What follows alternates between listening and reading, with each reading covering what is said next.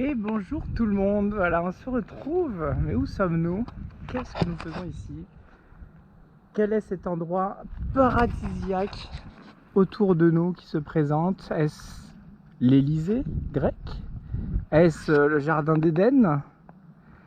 Est-ce le paradis? Bien tout simplement aujourd'hui on va voir un petit peu, on va découvrir ensemble ce lieu merveilleux qui est tout simplement la Ostia Antica. Donc l'hostie antique, et on va voir ensemble toutes ces ruines. Vous allez voir qu'il y en a énormément et on a toutes ces ruines à découvrir ensemble. Je vais vous montrer de ce pas le plan de la découverte que l'on va faire. Je pense qu'il y aura quelques vidéos parce que vous allez voir que le plan est immense, le site est immense et qui plus est plutôt bien conservé donc c'est assez surprenant. Je m'attendais pas à ce que ce soit si grand et si immense. Voyez par vous-même. Comme ça, je pense que là vous voyez un petit peu. Donc voilà un petit peu le plan pour vous donner une idée. Cet endroit là, ça doit faire à peu près la taille d'un terrain de foot, d'un grand terrain de foot. Donc c'est simple, ça fait 1,5 km cette route là. Donc il y en a pour 1,5 km, c'est assez vaste. Et surtout, plus vous sillonnez, plus vous slalomez, plus il y a de belles choses à voir. Donc voilà, ça c'est le plan pour me retrouver, pour pas perdre mon fil. Et ça c'est à peu près ce à quoi ça ressemblait à l'époque. Voilà. Donc, vous voyez un petit peu l'immensité de la chose. On peut voir qu'il y a un beau théâtre, on va voir qu'il y a des magnifiques thermes, des temples pour des dieux, des boutiques, etc. Il y a énorme, des forums, des thermes. Il y a beaucoup de choses à voir et ça va être pour moi l'occasion de revenir un petit peu sur tout ce que j'ai pu découvrir à l'aller. Et on va traverser ensemble toute l'hostie antique. Je pense qu'on le fera en plusieurs vidéos. Et il y a pas mal de belles choses à voir. Alors de ce que j'ai compris, alors pardonnez mes imprécisions, forcément il y en aura. Je vais essayer de parler le moins possible pour justement vous donner le moins d'imprécisions possible. En tout cas, il va y avoir quand même beaucoup d'observations, beaucoup de prendre le temps d'observer, etc. Ça ne sera pas forcément tout commenté, je ne sais pas encore. Mais pour l'instant, de ce qu'on sait, on sait que ça a été créé, la ville a été construite, les premières trouvailles que l'on a faites sur ce site, ça date de moins 600 avant Jésus-Christ à peu près. Donc c'est à peu près cette date-là où on a commencé à construire les premières fondations.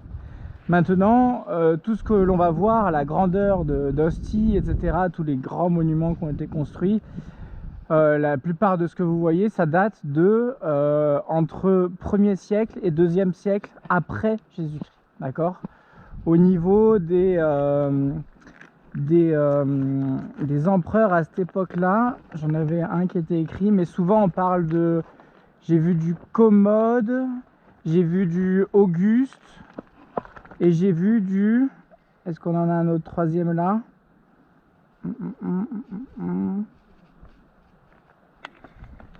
Claude et Trajan, voilà.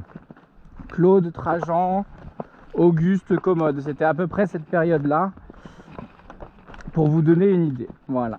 Pour vous resituer un petit peu, donc on parle vraiment de entre 0, 100 et 200, quoi, au niveau des années, pour l'apogée. Enfin l'apogée, en tout cas le moment où vraiment il y a eu les plus belles constructions. Voilà, écoutez, on est parti ensemble. Vous allez voir que c'est vraiment bluffant. Donc là pour l'instant on est dans une zone plutôt, comme il disait, des quartiers résidentiels de classe moyenne haute. On voit qu'ils avaient, donc on va voir que de la brique, c'est que de la brique de partout.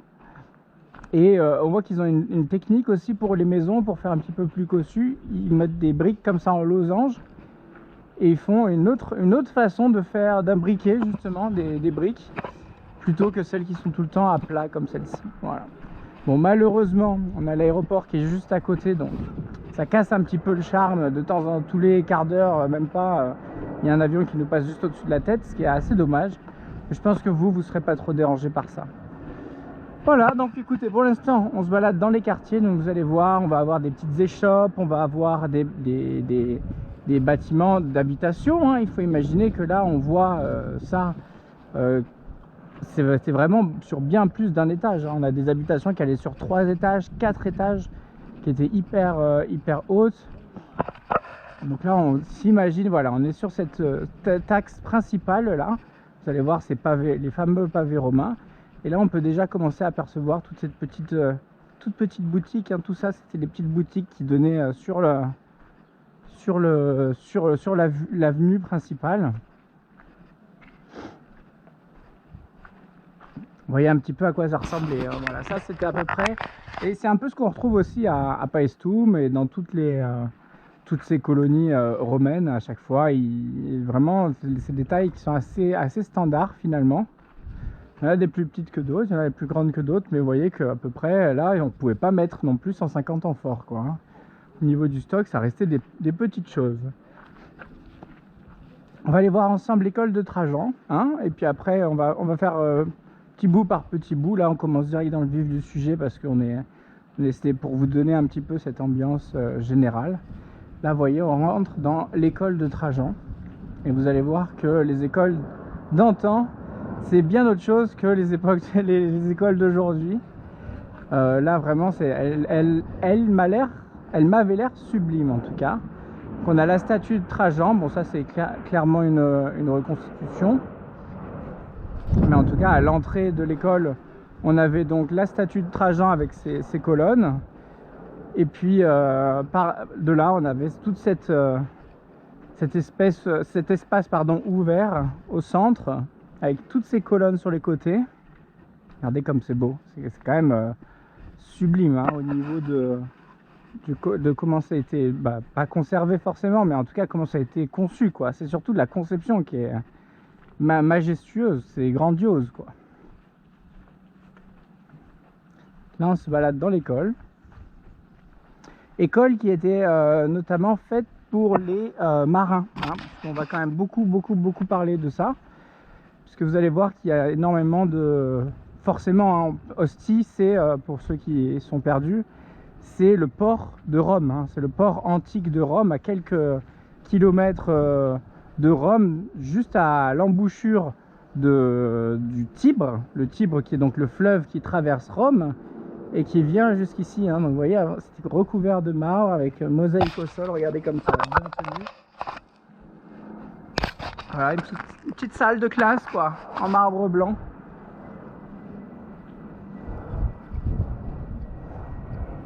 Et en plus,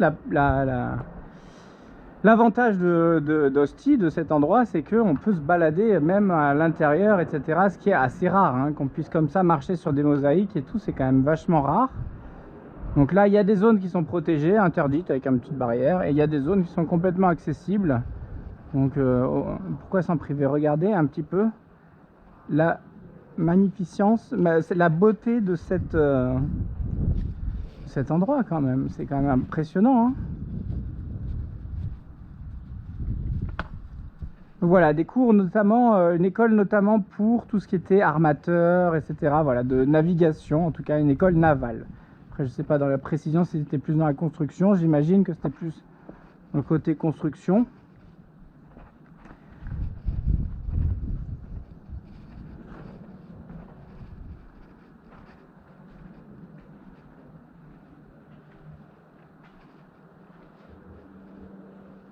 Magnifique, en tout cas c'est vraiment sublime. Bon alors, on va là c'est vraiment particulièrement beau, hein. Cette école elle est vraiment particulièrement bien préservée, il y a de la mosaïque de partout, il y a encore des colonnes et tout.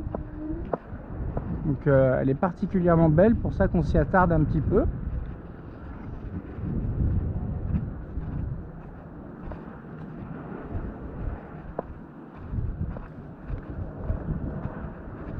En tout cas voilà, écoutez, on va faire du coup cette balade dans Ostie. On retrace quand même, on revient 2000 ans en arrière dans l'histoire et vous voyez quand même que les murs tiennent encore et malgré tout ce qu'il y a pu avoir, que ce soit en guerre, que ce soit en intempéries, que ce soit en catastrophe naturelle, etc. Bah écoutez, c'est encore tout debout, hein, et c'est pas tout rénové, hein, c'est au contraire, hein, je pense qu'il y a trop de briques pour que ce soit tout rénové. Il doit y avoir des parties qui ont été un petit peu retouchées, etc. Mais en tout cas, ça a l'air quand même d'époque, quoi. Ce qui est assez impressionnant. Assez impressionnant. Voilà, donc on va quitter l'école. Ah, c'est drôle de dire ça, mais regardez, vous sortiez de l'école. C'est une sortie d'école qui est quand même autre chose que l'environnement, quoi. L'environnement incroyable. Voilà, alors Ostie, vous avez vu ces colonnes qui sont comme ça, cette forme très particulière. Ostie, ça vient de ostium, si je dis pas de bêtises. Et c'était donc les bouches ou l'entrée, quoi, en gros. Et ça, c'est tout simplement, c'est par rapport au Tibre, donc par rapport au fleuve. On est vraiment sur les bouches du fleuve qui parcourt de Rome, qui vient se jeter dans la mer Méditerranée, qui est juste à côté. Là, elle est vraiment à quelques centaines de mètres. Donc, on avait justement toute cette partie-là. Donc, c'est pour ça qu'on va parler beaucoup de bateaux, forcément, puisque c'était quand même le port de Rome, quoi. Rien que ça, quoi. Donc, Rome, pendant son apogée, forcément c'était le port principal d'un empire entier. Donc il faut imaginer qu'énormément de choses venaient voyager, et énormément de commerce était fait par rapport à cela, et du coup nombre de mets, d'épices, de choses et d'autres de produits un peu étrangers à l'Italie, quoi, à Rome, et ben venez jusqu'ici, et ça commençait à partir un petit peu dans les marchés à droite à gauche ici, et puis après on peut imaginer aussi que ça finissait dans le forum de Trajan qui est à Rome, hein. Il y a quand même beaucoup de similitudes avec Rome, puisque donc ce grand à Rome, hein, pour ceux qui connaissent, il y a ce grand marché en briques énormissime, etc. Et j'imagine qu'il y avait vraiment un contact entre cet endroit précis et l'endroit très précis du forum de Trajan, où justement on venait déjà de la Méditerranée entière pour apporter des choses, toutes sortes de choses dans ces marchés. J'ai du mal. Dans ces marchés ici, et puis après, pareil, à déporter à Rome, tout simplement acheminer à Rome. Voilà, ici on a un grand bâtiment qui faisait le coin comme ça. On imagine que c'était poissonnerie, etc. I pesci vendoli. Voilà, donc vous voyez là, avec encore des mosaïques de partout, etc. Il faut imaginer qu'il y avait aussi du marbre en décoration, comme on a pu le voir tout à l'heure, quelques restes. Donc là on a vraiment le marché aux poissons, quoi. Hop. Vous voyez comme c'est beau. Ça donne vraiment, on sent vraiment encore l'étal, la présence d'un petit étal avec toutes sortes de commerces. On pourrait presque refaire un étal de poissons ici, quoi, c'est ça que je veux dire. On va aller voir par là, parce que ça ne me dit rien. Waouh. Alors où on est là? Le problème c'est qu'on ne sait pas, là, mon plan n'est pas assez précis. Basilicata Cristiana, c'est derrière. Terme, alors des termes il y en a 150 000. Ça peut être encore une partie avec des termes. De toute façon on aura l'occasion d'en revoir par la suite. Voilà, puisque de toute façon ils faisaient 50 mètres, ils allaient au terme, ils se douchaient, ils faisaient 50 mètres, ils allaient au terme. Vu qu'il y en a, il doit y en avoir au moins, je sais pas, peut-être, j'ai dû en voir au moins 5-6 des termes différents dans 1,5 km, hein. Donc vraiment c'était pas un, il y en avait vraiment un peu de partout. Alors évidemment des plus prestigieux que d'autres, certains réservés à... Il y avait forcément les termes de la moyenne classe, les termes de la très haute classe, les termes réservés aux empereurs, etc. Et vous allez voir que les termes réservés aux empereurs, Ils sont particulièrement esthétiques.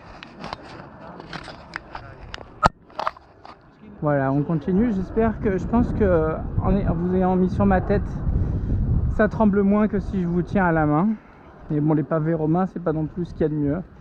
Écoutez, je pense qu'on va s'arrêter là pour cette vidéo. Ça fait déjà une première découverte. On a pu déjà un petit peu se balader dans les quartiers.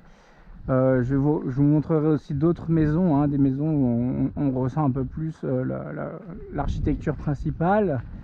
Je crois qu'il y en a une qui est juste par là-bas aussi, qui est pas très loin. Ah non, elle est derrière ça. Et puis voilà, on continuera par la suite. J'aimerais bien le faire en plusieurs vidéos, que ça soit pas trop indigeste pour vous. Et puis j'espère que ça vous plaît. Regardez un petit peu. Moi je suis bouche bée, quoi. Il n'y a pas de mots pour décrire un petit peu la beauté de cet endroit. Bah, vous savez quoi, on va finir sur l'endroit où il y avait le Panthéon.